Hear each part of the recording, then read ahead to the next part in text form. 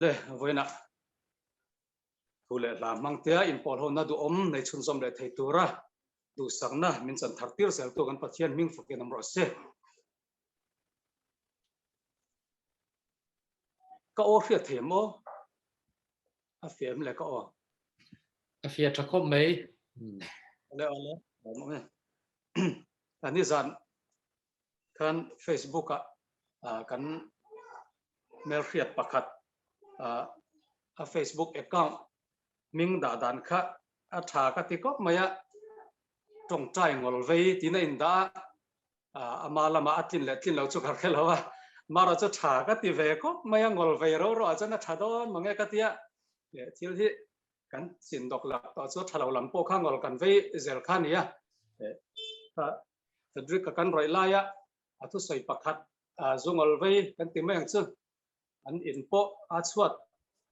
pakhatina hoka atopa phechan ada kham tur nei to lawa anu tong trai kut do in e ma hi min da kham chu male tia thin rim zeron sei ti kha a sei lai khan ril ruwa heta kan veng chunga mi pakhat alo lang ve kan nei kha zala tu ka kan nu pakhana tu sei lai khan ama po ma ko ni phan kan nei kha za heta kan veng chunga kan u pakhat po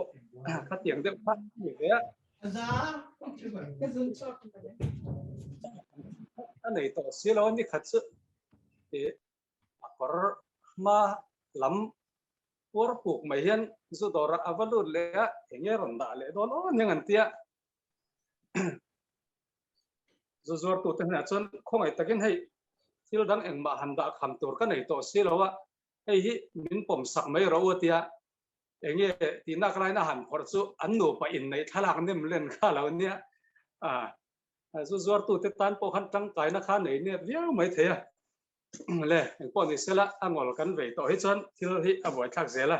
tong trai ngol ve ti kha tha ema khatianga ma ni lam po hun mang thei tura in bo sai kha wa thadon ve ti kha ri ruwa lo langa le tuma angin tiam thu ang rang ne boxin kan an sei zok ani chu le voina i suang ngong kol ba ti thu pui mangin pathian thuai in pol ho kan tum don ani i suang ngong kol ba ti kha kan thu pui tur aniang kadin ngana tur bible kan share ange galatia rama mi tene na ter ko pola le kathon bunga na sang khat thu ngai thangu galatia bunga sang khat na boy ni lo turin krista chuan min suat tir kha chuti chuan ding hetula boy ngong kola chuan tang le to su kan siam non lenge boy ni lo turin krista chuan min suat tir kha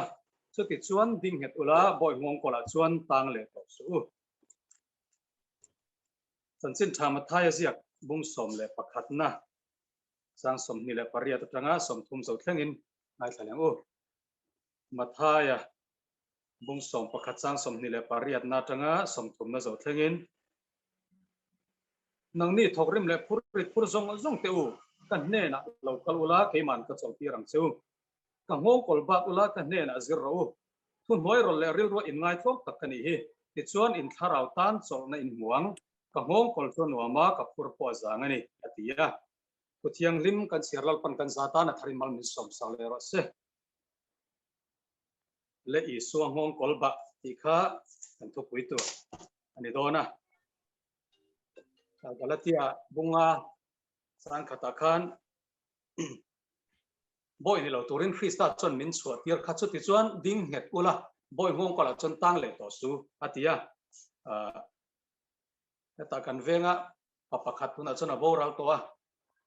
ani pokha asarmon hi angai asoi jing ve ko maya boy ngong kola chon tang le to su ti hi asarmon na piang de thohen asoya mi puila min minga ta na pu boy ngong kolan ti pha le krista chon boy ni na ta zalen na min siam sak to boy ni na ta sual boy ta chu zalen na kan sang to amaro chu boy ngong kola tan non le hi om thei thina ni hei hi mani nu na po kan fen karenga san dam na chung chang a chon kan boy mi ala sual boy ta chu min tlan chuak to ti hi kan siang thewa amaro chu boy ngong kola hian ke mani zo hi kan in bara kan tang le fo thina ni lal isuan uire lai an man mai chenu ne na kala ti sual le to su ati tu kha ring tu na hian apoi mo le donin ka ria san dam na kan chan ve le khan kan sual zong zong ngai dam na kan munga la kan pian tharma kan thil ti sual khen khan ngai dam kan ni ve kan ni amaro chu kala ti sual le to su isuan ne kan in to nuwa ero chon ti sual le to lo tura fui zirtir thupe kan nia boy ngong ko tang le to lo tura ma ni lam po e kan in bot sai hi apoi mo mangai o ti kha ta hian ni sela le boy chung chang han sai masatai la e khovel hian mel khiat na rei to khop maya boy kan ti hi e bible apo hian genesis atangin alang dei to kha abrahama te chung changa e hagari te po kha sari boy nu khania boy hi e ta genesis atangin lo lang to ti chuan lal isua hun alo zawa zirtir te hun alo ni chawa kha phei chuan boy zor kha an sum don na an sum zon na thil lian thamber angalang ania chu wang chan tir ko pola po hian chu hria in te khin na angrengin hian aron mang khania galatia thuken poi mober po hi dan lakata zalen na dana ta zalen na min phuar tla tu boy ni na ta Christian zalen na min siam sak chung chang kha galatia thuken lian ber po hi ania chu ta chuan hai tir ko pol te hun lai hian Italy rama chuan mi hring pathuma pakhat zel hi boy an ni a mi hring omza ta tang soi tai la mi hring pathuman omna chuan pakhat kha boy ni zel ang ania Italy rama chuan kha hun lai khan ti chuan Italy ram ni lo ram pon lama chuan hovel din huna kan tiang chu mi hring panga a pakhat ang zel kha boy an ni chuan boy khan tam me ma chu boy ni na ta chu azalen kha ahlu le ni chu wang chan tir ko pola po khan boy zalen ta te din mun ro pui zia le lu zia kha chiangin sual boy ta Christian zalen na min siam sak ro pui zia kha heta hen aron tar lang khan ya kan soyang khan kum zabi pakhat na chon kha tiang khan sum don na atana an man lian ber mai chu boy zor kha ti alo ni boy din mun kan kha chianga an manin an tal chok thela du na nei ma sela thei top chua ma sela boy an ni na ta kha an chok thelo pim pim an mani thuin tan chok tu lei tu chua zalen tu an omangai chu tiang che chuan sual boy kan ni na ta hi ke manin kan tal chok zo to lowa kan thil thati in min chandam zo to lowa chan chok tu kan mamoa chu tak mai chu keinin kan tin lo ti min khriat chen saka wain fa pa in ko tu ta pathian kan tan min ron tir saka athi sen mangin min leya sual boy ni na ta zalen na min siam sak ani ti kha tir ko polan aron tar lang khania le su boy ni na ta zalen na sang to te chuan a boy ni na chu he mania film to ma sela boy ngong ko la hian kan in barlu le thina eng boy ngong ko la mo hian ke mani le ke mani hi kan in ta lu le thina ne chan dam lim na kan chan hi tira chuan fur mem a sual po hian min ne to lowang ti tur khopa ke mania kan tui wang lai kha oma amar chu hun alo kal dewa boy ngong ko la kan in barlu le a chu tiang chu ring tu na hian kan tong fo thina ne he ta thu thung lui hun a kir le tai la mosia hun lai po khan miriam te kha en tai la u mosia u nia ai ku ta boy ta zalen na an hansan an suwa kha chan an phur be ma tui pui sen ka ma khan khom te a be nga ti khan an zaya an lim em mai khania amaro chu an han kal thui dewa thale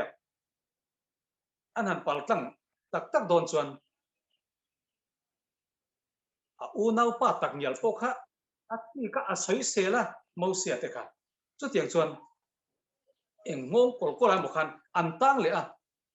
ai ku ta sabel te kha an ngai le ni ti exodus bung som par chang thu ma te po khan kan molin am kan mone eng wan nge heta thalera te tianga thi tho ma tura min poi chu ai ku ta sabel bula te khan tei takin kan omzo kan nilo mian tia an ngai le tat ai kupta boy a chuan an tang to lo ma se chu ai kupta sabela ngai le a boy ngong ko la khan an in barlu tlatani chu ring tu na hian ni tin kan tong chho zel do na chu ta chuan tang le to su ti in tir ko ko la hian min fui mol mol ani ti kha kan thre theya le eng boy ngong ko la ti hian nge kan tan po thin thil tam tak sei tu ro mang voi na hian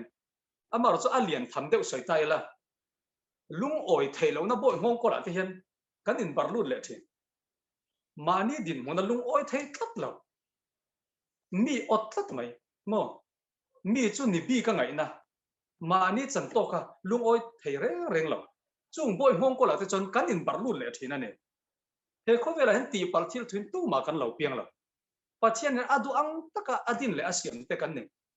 kan mel pian zia zong zong po hi kan du thu sam ne lo mai the amaro chu pathian adu dan taka min sia kan ne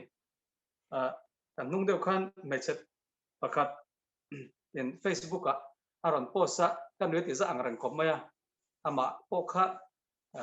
a thaveu bi lawa kan mel hi kan du thana ni si lawa kan dam chung chu hian kan put ve ngar chu tul don ani hi tia le hian ani ang hian kan put ve ngar tul don ani pathian in adu dan takamin asiam te kan ni ti ro hi chu kan khiat apoi mo kan du thu samalo ni lo mai the pathian hian kan du dan in ro rel chong lawa lum belin asiam tu ne na enga nge he tianga min siam ati theila ti pal thil thuap piang kan ni lo pathian in adu dan tak adin le siam te kan nia chu ta chon kan lung oi the hi apoi mo ma saber ani ti kha ni sela kan fianga nik vuji si ka hi kan fianga ni ka hi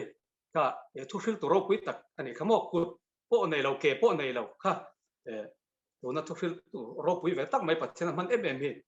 ani te po hi ka pian zia hian kalung oi thei ma chu ke ma kal tangin pathian na thok thei mi alo te pathian mi man ro pui ni tur khan ani ang anga khana lung oi thei ma saka tur ati ra chon lung oi thei lo ni in tha te tum thina tui leo te chiam ve bem ama kho mai tu kut ke nei si lo khan ni kai hi chu ate po chon sang takatanga handai pa khatia tuya in kho lu te chiam ve me ma chu ate po chon ama pathian rem ro ta a hriat chiam ma chon khang dil kam akawa te khan katia vadai kha ka in ti lum te kha tum thina ne ma se pathian chan him the a to pa chon tu na kan ni ang ta hi pathian min siam du dan ani ti kha apom thei china chon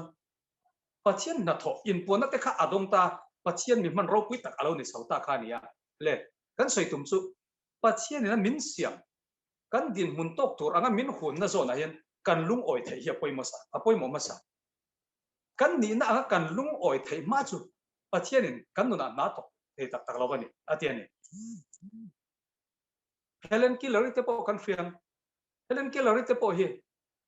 pian tirata middel beng chet mo tong thei lo ma se mi ro pui tak alo cho engwange ani na kha pom ngamani van doi ber anga ai ngai lo reng pathian hian khatianga apian na tur khan ati pal lo ti hi kha chianga chu van ani na apom ngam na khan ama kal tangin chiro pui tak pathian ati tho thobani le lung oi thelo na boi ngong ko la hen kan tang le thina chu chuan pathian in puan na atala ke mani po kan ni turang kan ni thei thin lawani apoi em ani chu van po la khan eng tin yati lung oi zel ka zirani ka ching ani ati eng ang point om ila lung oi zel ka ching to ka ching ti kha learn ani kamo zir ani achiam sa vek lo po la khan athil ton eng ki male adin huna khan lung oi zir pathian du dan ani ti kha apom ngam zela chu chuan sakna siam saka heta bungli chang som pathumna philippi bungli chang som pathumna pe kha chang ting ya ti chuan mi ti chak to chan eng kim ka ti theni ati top to mai ni eng wangin mo adin mun eng anga po khan ding sela alung oi thei ta to chu azir chuak to ta chu wangin pathian ne chuan eng kim hi ama chon thiama eng kim mi ka ti theni atiani le hei chu kan soi sau viau lo mai anga a om zia tak tôi tên hành soi tay là anh kim cái thì thầy thì lại tất cả bố là hiền chiếu thì thầy nó power anh em một anh này à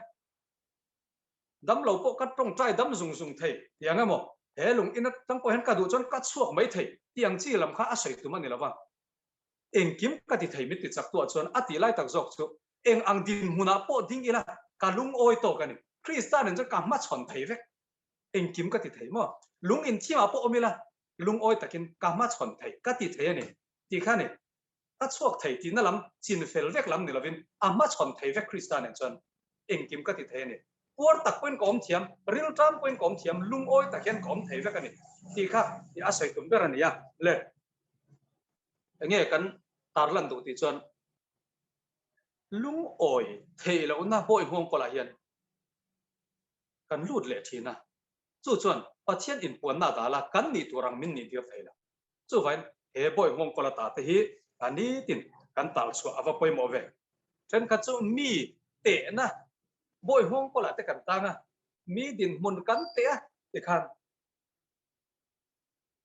tụ mà hi cắn din té tiếng dâu dâu đón xuống là vậy này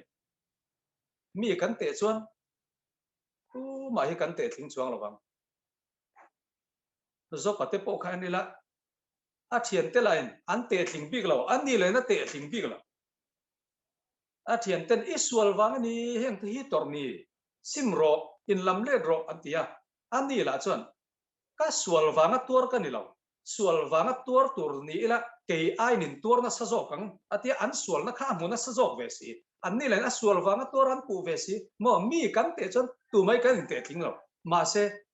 zo pa po kha pathian ma adin meu chon vur le vai vu da thun ka simta ka in te na ni ati cho vậy mi te na boi mong ko la ten kan tan thi apoi e ma pathian ma zo hian kan din sel ava poi mo ve ti te khan ni le mai sela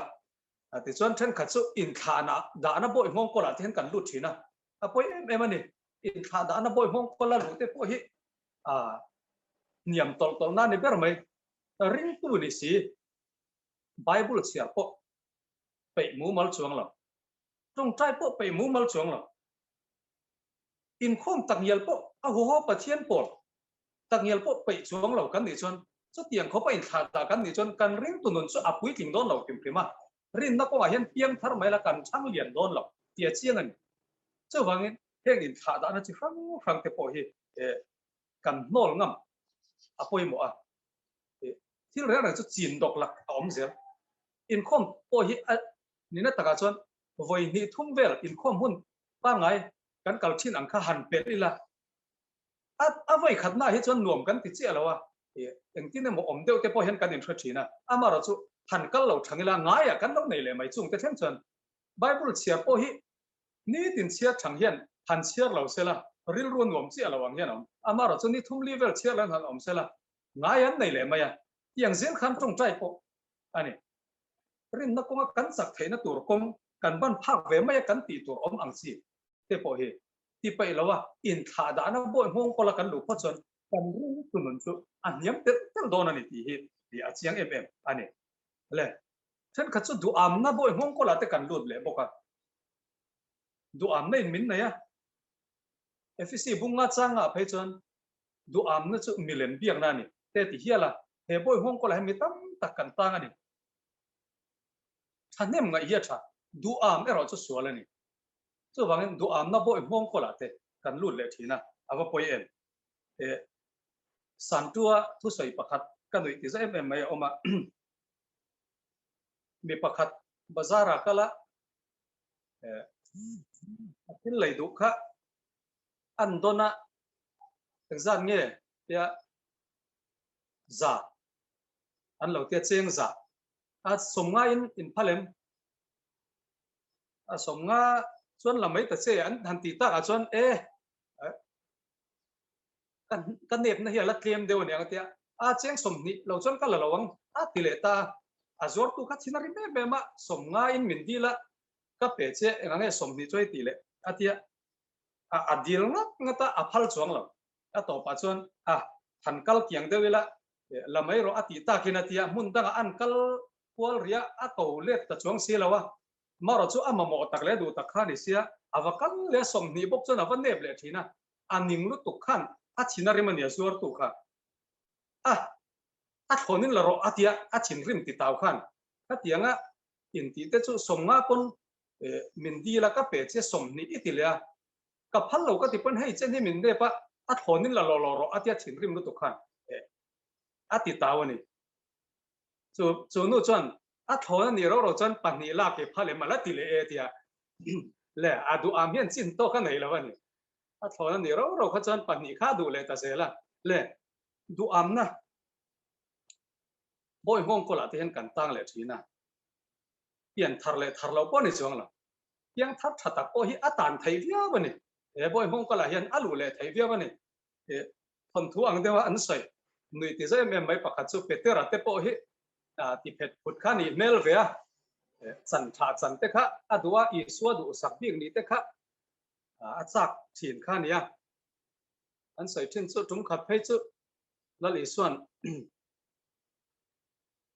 hey ram rataka kan kaldona ning poni sela lung pakhatin han sar theu phot teu atia om zia kha kil chuang lawan tia til tak tak chu ni lem lawanga chu ta chon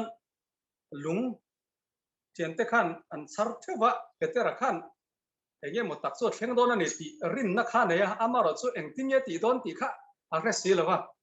chu ta chon ram rataka kan kaldona ti sia arit saklu tong tin lung te tak te hi charan tia ana kina chuan la li suan le hei ril tam te om theya chu vai in lung char theu kha changa lo chang ro se atia lung char kha lo pe sia chang te bi khop mai an tia anu chuan I suan lung pakhat char le ro atia che sual to bi lawang tin lian tok mai kha charan tia ti chuan la li suan le in malam zona khan han vom ula in vom phak sin zel kha rong bol na hen in ram chil ni dona ni atia han vom ve chu ke sung puya deng lek lek ti tur khop khana vom thui thei lawa che fu thei lo kom man tia la le suan en pon ni sela lung pan ni han sar le pat mai tewa tia che sual kha du tolwa che tak te pakhat le alian pakhat kha chara le kan kal thui dona wangin ke te vung pal the chu wangin in lung char pan ni kha silip para chang theu ro sen ti chu in tiat lo na samai an tia lung char kha le che fu thei lo ve ni du am hi min ti che tu pakhatan ya ring tu na hian thil te tham kan ti poi pathian min mo chan te tham ani chuang lo mi hring te na tang mai mai ni kan soi fo thin an khan pathian tan chuan nat na ti dam na po hian hritlang mai ti dam na le cancer ti dam na hi ol samdain ang fek pathian tan chuan mi hring te na tang khan har sa deu le ol sam deu kho om mai ni pathian a chuan om chuang lo so tiang che chuan sual kan ti te poi ate deu le alian deu te mi hring kan nei thina du am na kan ti poi hei hi chu eng thamma ni lo kan ti le ani hi chu du am tak tak tia mi kan te na te oma ma se pathian min mo chan du am na ril ro tang chu kan ni chuan fu lo ve kan ni karma salama kan soi bala ma te po kha tia ngai mai chon zadin chu riak le phot ro ti kamo du am na ril ru kha om to pathian na chinari mani siang taka khil to sa pathian na ril ro thak takin tiamo eta aril ro chunga du am na om kha pathian na hoi me mani le chu tiang chon he boy hong ko la hian kan tan palang ti te hi awala om em le tam tak sai tor omang eng boy hong ko la nge kan in barlu le thin san dam na boy ta khoi chuwa kan om to nuwa hian boy hong ko la ai kupta sabel ngai hian kan ni tin hun kan mang le thinen sual ti cha mo pathian thu ne na in mil lo kong zo cha na pathian in kanan ram khuai thlen atum lai ai kupta sabel ngai le tla thin ril ru hi ti sa thil hi ke mania ni tin alo in la thina chu boy ngong ko la chon kan in barlu le thinam ti hi alom em ani le ngong ko kan ba don ro chon mathai bung som pa chang som ni le paria da khala li so nang tin ya ti nang ni thori me pur song song teu kan ne na lo kal ro ke man ka chol ki rang seu ka ngom kol bat ula kan ne na zero ril ru le thin lunga in ngai klom tak kan ni hi chu ti chon in tharau tan chol na in muang ka ngom kol chu ando ma ka phur po zanga ne ti le lal isuan a ngom kol ba turin min tia bola khan ang tingya ti porin le khathon pakhan na bungruk chang som pan ya khan katan thil eng kim ti hi chiang ve kani ma se eng boya ma kain phal lo ti top mai krista boya in tuk lu na ani lo chuan eng boya ma hen kain pe phal to lo ati thil eng kim ti hi chiang ama ro chu eng boya ma hen ka tang to don lo ni ati top mai ni pola chuan chu wangin I suam hong kol chau hi kan phur ni sela kan ba ni sela Lal Isua chan sin hi en ila kum som pani ani khan Jerusalem ma anu le paten put mang turin an foi khania so ta chuan Isua pa Josepha kha ala langa kum som pani Lal Isua kum som pani ni khan khami nu reng reng khal Lal Isua chan sin alang to lawa he ta rong bola chan kum som thumani thleng khan Isua kum som pani ani thlengin Bible akan mua kum som pani ani atanga kum som thumani thleng kum som pariat chung khala li so chanchin hi Bible alang kalawa enge ti khoya nge kal ti kha chuina tam taka omani he le khabu a po hian rin mang nga chuina hi atam me ma amaro chu William Buckley ana soi hi a omang khop maya kum som pani ania Jerusalem ankal ba kha apa Josepha chanchin hi alang to lo hrim hrim ati Bible ayan anu hi chu lang le zel ani mari chanchin hi chu he ta Isua thia po alang zel apa Josepha he lang ngai to la chu wangin apa hian a thi san ma lali soyen unau jing upaber lo ni ta ka chon sum ko e bar zona tula mystery ania apa pui thin ani ti kan khiat kha chu ta chon a Palestina dung le wanga chon lal Isua ngong kol siam hi a thai me ma min an du em a alar le ni ti William Buckley chon chu wan ama point hi te khin na ta na te manga ka ngong kol ba tula ka ne na zero ka ngong kol chu no ma ka phur po zanga ni ti hi sign board ta po man thial ka ringa ni ti ya William Buckley chon chu tiang chon lali so hen ngong kol siam te hi lo thiam le ani mela chanchin atiangan chuina tang chuan le hang po ni sala heta a soi zok ro chu ama a chol turin a ngong kol ba zel turin kan thil ton engkima a thu manga ma chona a ngong kol zo khi ba zel turin lali suan min fuya he khowela chon khre omin kan om zel don ani har sana chi rang kan la tok don ani ti hi a khre chiang lali so hen chu ban ka ngong kol hi ba ro ti ngong kol kan ba chon phur tur om ti na ni he ta lali so na soi tum chu a ngong kol kan ba awangin phur kan nei ve to don lo ti na lamani la he khowel kan chen chung chon phur ri tak tak hi kan la nei zel don chu ke ma ni mai kan phur chon kan zo don lo wa kan tu puyanga a then phei chon kan siat pha don ani ti lal iso na khopang chu bang chon ka ngong kol ba ro ti phur ri ta om to don lo ti na ni lo hei tu na po khovel philengin ring tu kan ni chuin min man ve zel thobani ama ro chu heng te po hi ke ma ni ngota kan phur chon achang chon a ri te viau mai the ni lau thon na te po kan nei anga min ti boi viau mai the kan la tok zel don ni thi na thengin kan la tok don ma se chung zong zong chu Krista ngong kola kan phur chon azang don ani phur om lo ni la nang ni thok rim le phur ri phur zong zong te kan phur hi ri lu tok ti min fiat sa chu wangin ka ngong kol hi ba thin ro pa chian thu manga engkim kan ma chona Krista ngong kol zo ka kan phur chon kan chau lo har san na chi rang chi na thleng hian lo thleng ma sela chu zang taka phur theina hi alo om thina ni chu wangin Krista ngong kol ba ti Isua ngong kol ba ti kan thu pui kha kan ni tin huna hian atakin mang chuak ela ma ni chakna le theina manga engkim ma chon tu ni lovin kan chunga thil thleng har satna le boina chi rang te po hi Krista ngong kol phurin kan ton engkim mai hi pathian thu mangin ma chon ila chu ta chuan ne na kan chang le thina kan phur zong zong hi zang taka phur theina hi kan lo nei don ani chu wangin Isua ngong kol hi iba selam u tin voina hian kan in som ani e thu thiang lim kan soilal pan kan zata na tharim mal min sop sang le ro se